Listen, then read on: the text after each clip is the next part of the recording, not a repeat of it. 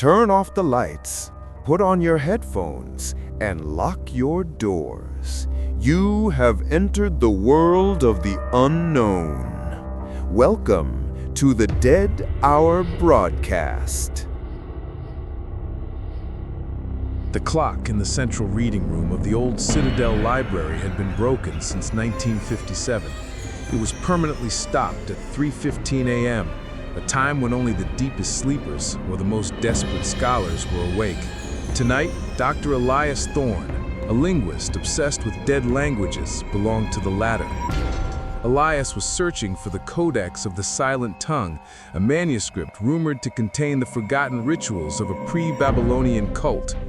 He was deep within the restricted archives, a section accessible only via a key forged of blackened silver and a solemn oath of eternal secrecy. The air here was not just cold, it was ancient, tasting of dust, formaldehyde, and something faintly metallic like dried blood. He found the Codex on a lower shelf, tucked behind a brittle, leather-bound Bible. It wasn't parchment, it was thin sheets of what looked and felt like dried human skin, bound by coarse, dark thread. As his fingers brushed its cover, a sudden, cold gust of wind slammed the metal door shut behind him. The lock clicked, a sound that echoed like a gunshot in the oppressive silence. Elias ignored the fear prickling his skin and carefully opened the book. The script was unlike anything he had ever seen, spindly, angular symbols that seemed to writhe and crawl on the gruesome pages. As he began to translate the first glyphs, a change occurred in the library. It wasn't a sound, but a pressure. A collective, invisible presence seemed to gather in the vast, dark canyons between the towering bookshelves.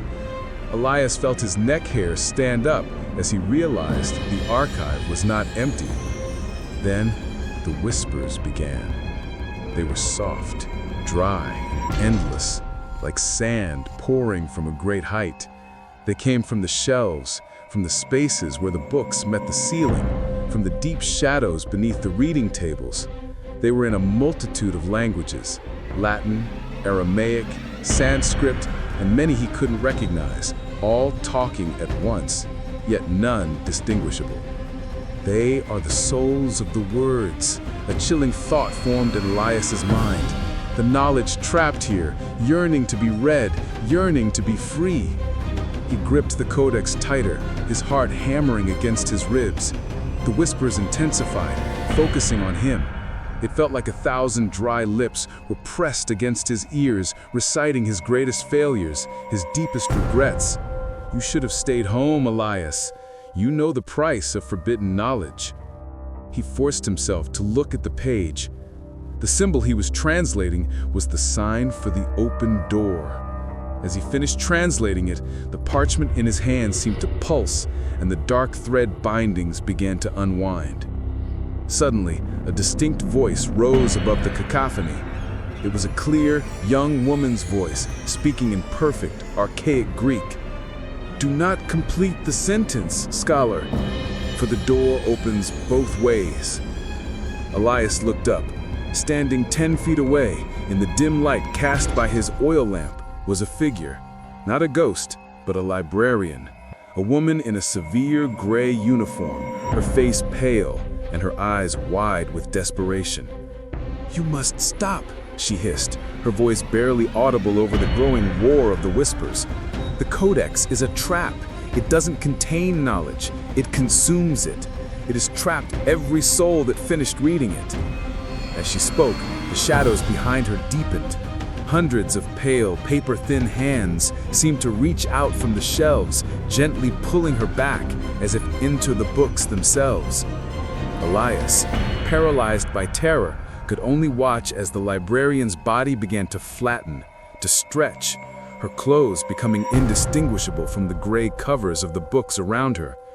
Her final, silent scream was a tear in the fabric of the air.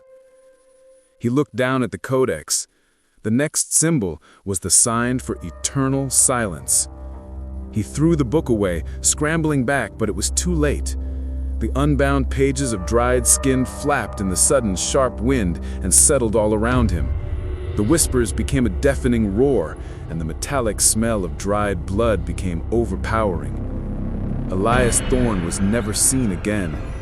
The next morning, the night watchman found the restricted archive door wide open. On the stone floor, where the linguist had been standing, lay a single, stiff, paper-thin sheet of what looked like human parchment, upon which was written a single, writhing, untranslatable symbol. The library had claimed another story. The story ends here, but the fear remains. If you want to survive the night, hit that subscribe button. And remember, don't look under your bed tonight.